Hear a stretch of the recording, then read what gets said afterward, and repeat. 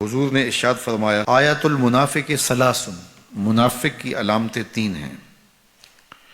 جس شخص کے اندر یہ علامات ہوں تو وہ اس نیت سے سنیں کہ آج ابھی اسی وقت میں یہ مصمم عزم کرتا ہوں کہ اپنے سے کھرچ دوں گا ان چیزوں کو، اور اپنے من کو، اپنے اندر کو، اپنے باطن کو ان غلاظتوں سے پاک کروں گا۔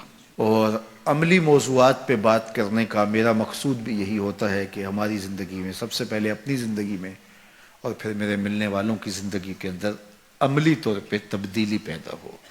تو اس نیت کے ساتھ جب آپ سنیں گے تو اللہ برکت کرے گا۔ تو سنیے رسول رحمت نے ارشاد فرمایا صلی اللہ علیہ وآلہ وسلم نے کہ منافق کی نشانیاں تین ہیں۔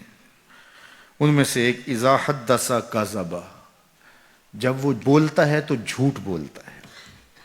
یہ منافق کی علامتوں میں سے ایک علامت ہے کہ اس کی زبان جھوٹ کی عادی ہوتی ہے۔ زندگی میں جھوٹ سے اپنے آپ کو بچائیں، یہ زہر قاتل ہے، اندر اجاڑ دیتا ہے، آپ کا معاشرے سے اعتبار ختم کر دیتا ہے اور آپ کی رسوائی کا سبب ہے۔ دوسرا ارشاد فرمایا وَإِذَا وَعَدَ أَخْلَفَ، جب وہ وعدہ کرتا ہے تو وعدہ خلافی کرتا ہے۔ یہ منافق کی علامت ہے کہ وہ وعدہ پورا نہیں کرتا۔ میرے حضور کسی سے وعدہ کرتے ہیں کہ تیرے آنے تک یہاں کھڑا ہوں، اور وہ جا کے بھول جاتا ہے۔ میرے حضور 3 دن کھڑے رہتے ہیں، 3 دن کے بعد اچانک وہاں سے گزرا، دیکھا تو حضور کھڑے ہیں۔ بڑی شرمندگی ہوئی، ڈرتا ہوا آگے بڑھا، صرف اتنا کہا یار تو نے مشقت میں ڈال دیا۔ 3 دن تک میرے حضور کھڑے، اور میں کہتا ہوں وہ تو 3 دن بعد واپس آ گیا۔ وہ نہ آتا 3 سال بھی کھڑا رہنا ہوتا، میرے حضور کھڑے رہتے کہ میں نے اس سے وعدہ کیا ہوا ہے۔ اور میں اور آپ دیکھیں کہ ہم کہاں کھڑے ہیں۔ ہم کسی سے وعدہ کریں، ہم خود وعدہ کرتے ہیں تمہیں 6 ماہ کے بعد پیسے دیں گے، وہ بیچارہ 6 ماہ کے بعد بھی جو ہے وہ 1 ماہ اور اوپر گزار لیتا ہے کہ چلو کوئی بات نہیں ہے، اور ہم اس کی موت کی دعا کر رہے ہیں یا اللہ فوت ہی ہو جائے تو اچھی بات ہے۔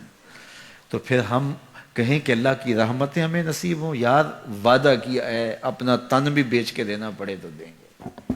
جو وعدہ کیا ہے جہاں کھڑے ہوئے ہیں وہاں کھڑے رہیں گے، چاہے اس کی کتنی بھی اذیت ہمیں کیوں نہ سہنی پڑے۔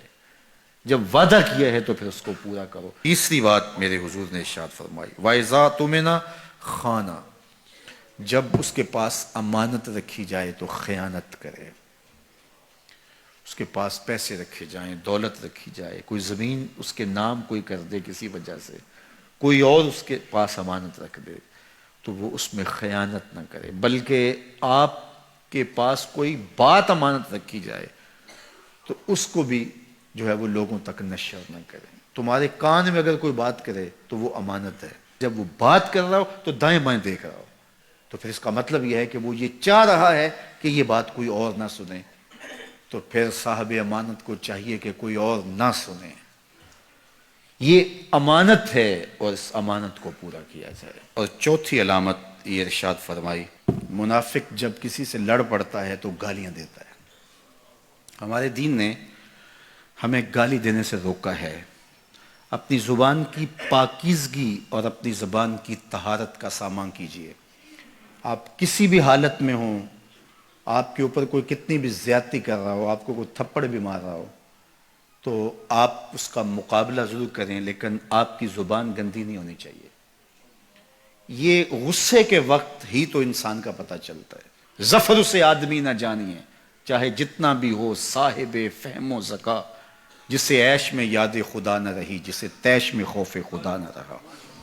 عیش کی زندگی ہو یا تیش کی زندگی، خوشی کا مرحلہ ہو یا مرحلہ غم ہو، آپ دیکھو نارمل زندگی کے اندر تو آپ معتدل ہوں گے ہی ہوں گے، لیکن جب آپ کا بیلنس خراب ہوتا ہے خوشیوں کے وفور کی وجہ سے، اس وقت پتہ چلے گا۔ یہ ہے انسان کا امتحان، یہ ہے انسان کی آزمائش۔ منافق کی علامت بتائی گئی وَإِذَا خَاصَمَ فَجَرَ، جب وہ کسی سے لڑائی کرتا ہے تو پھر گالیاں بکنا شروع کر دیتا ہے۔ یہ منافقوں کی علامات میں سے ایک علامت ہے، جب وہ لڑتا ہے تو گالیاں بکتا ہے، جھوٹ بولتا ہے، امانت میں خیانت کرتا ہے، اور عہد کرے تو اس کی پاس